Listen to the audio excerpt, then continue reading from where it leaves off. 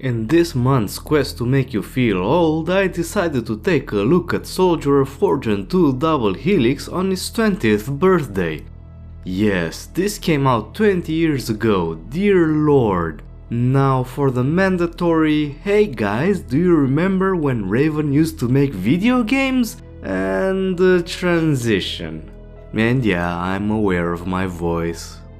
As expected, we're following the adventures of John Mullins and his glorious stash yet again.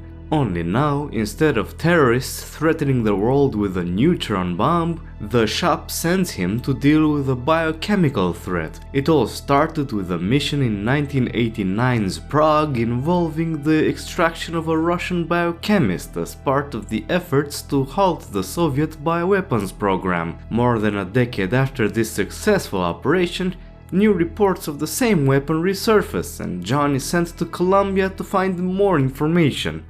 After discovering the identity of the weapons dealer who armed the local militias, we visit his villa and have a chat with him. And it's frankly hilarious for all the wrong reasons. But one thing at a time. Well, you see, just like the first game, Soldier of Fortune 2 takes itself very seriously. Its plot points are presented in long expositional cutscenes, often attempting to tear-jerk you with their somber tone. I can still hear the screams. I still hear the screams. God help me, John. What have I done? I wouldn't mind it if the writing was anything beyond a C-movie in terms of quality, but as you might have guessed by now, even with the Inside Mall side plot, it's still not something to tell your grandchildren in front of the wood fire right as you croak. So anyway, what's so hilarious about John Mullins confronting the arms dealer Manuel Vergara that I had to mention it in particular? So here's the setup.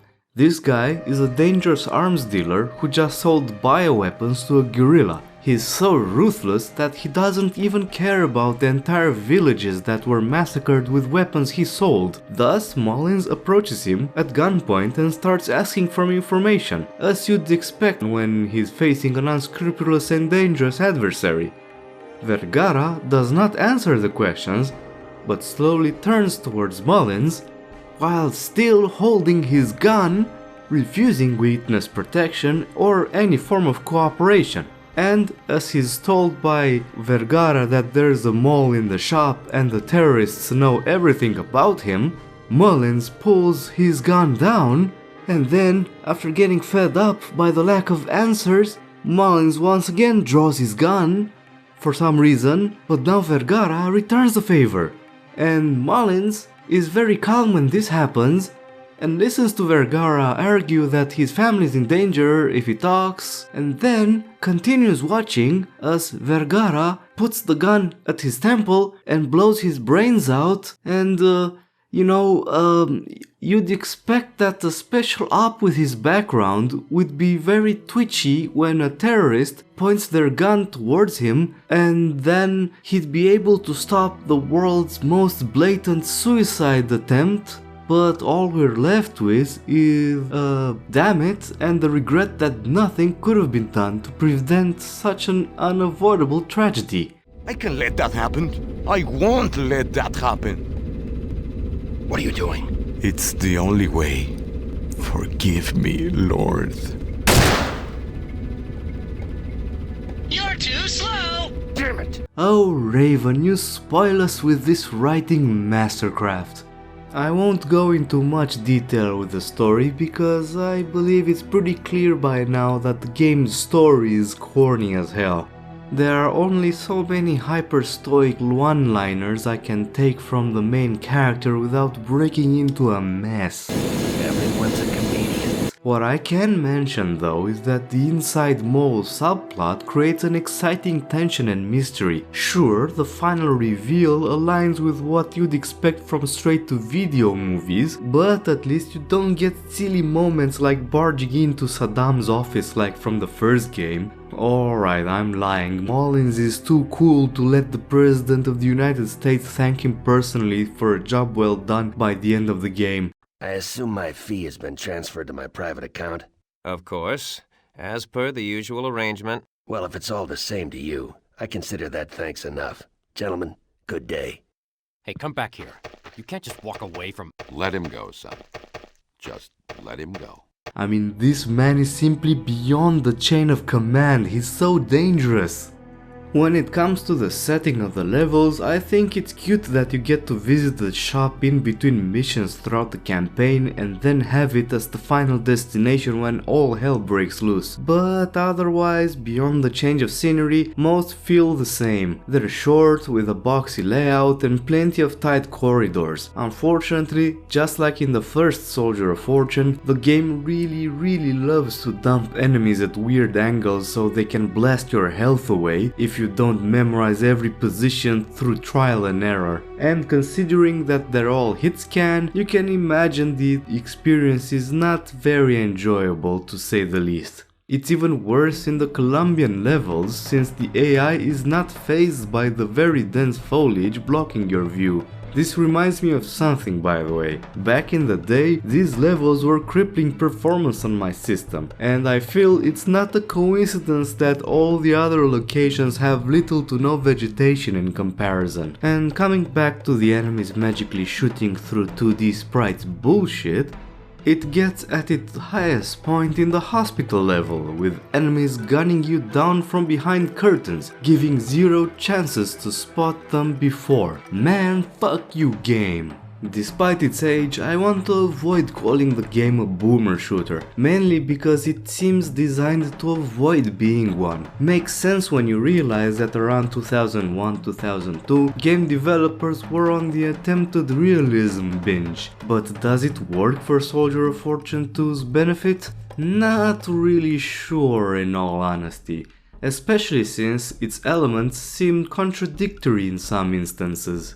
For example, the movement speed is high, bunny hopping is possible, and accuracy is unaffected by jumping. It sounds pretty cool until you remember that the levels are too claustrophobic to take advantage of the movement speed, and that there have been anti-bunny hopping measures implemented, and worst of all, the way shooting works is counterintuitive with the entirety of the game's design.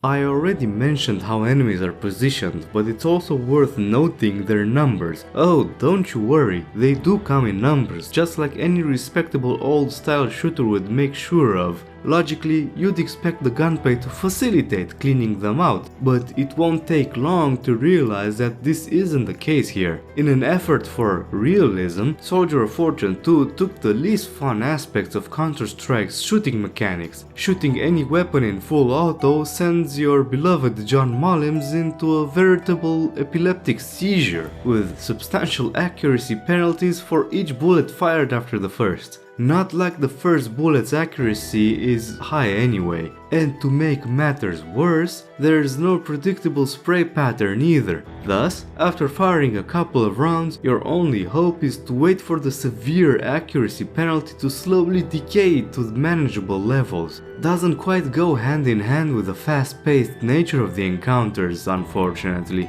I don't mind Counter-Strike's shooting mechanics in general, but it has its place in that game, so it fits the overall design. In Soldier of Fortune 2, it makes little sense and primarily acts as a fun dampener. It's a bit sad because many of the guns are very fun to shoot, they sound really nice, but the game feels like it forces you to push the brakes constantly, instead of letting you go wild with them.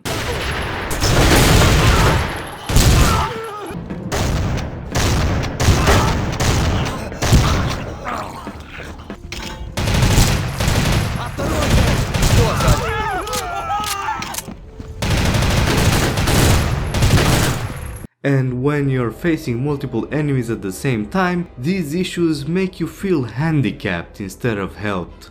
Later in the campaign, things reach the point where cheese becomes the only solution. As much fun as it can be to revel in the game's ridiculous over-the-top violence, these later sections feel like a massive drag. What's the point of having a fast-paced movement and a short time to kill when you can simply lean and pick off enemies as they mindlessly beeline towards you? Don't get me started on the mandatory stealth sections that constantly break due to the awkward AI that can telepathically detect you at random moments. You can't imagine how happy I am that this trend has died out nowadays. But besides the campaign, a mission generator is available. For 2002, this was a fantastic feature and provided a ton of replayability, but out of all the 4 mission types, the most interesting is the one that has you escape imprisonment starting only with a knife because it's undoubtedly the most challenging scenario. Nowadays, this feature is mostly a curiosity because the levels they generate aren't exactly fun to play or engaging. They consist of long, empty stretches of nothingness, with some buildings and props awkwardly scattered around, and that's about it. The AI doesn't help matters by being helpless against you at long ranges, meaning that you can pick them off one by one long before they can pose a real threat to you. I'm left with mixed feelings about this one, I'll be honest. On one hand, this is one of the most violent shooters you could play in the 2000s. The grotesque dismemberment you can inflict on your enemies pairs up with a load of very visceral death screams.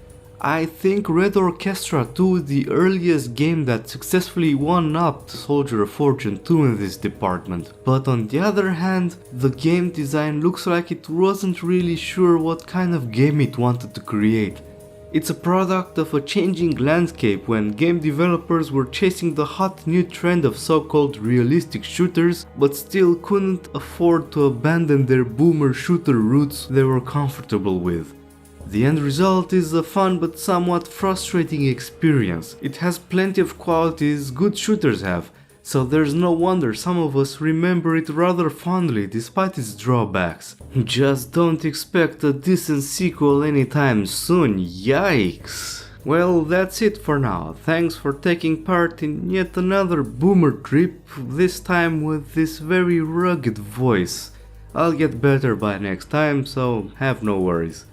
You know the drill, click the magical buttons and share the video with like-minded fellows. One more game to cover in this self-imposed anniversary marathon month. It will be from a genre I never covered before, so I'm sure it will be a fascinating experience to see how I will do it justice. Don't say I didn't warn you though. Until next time, cheers!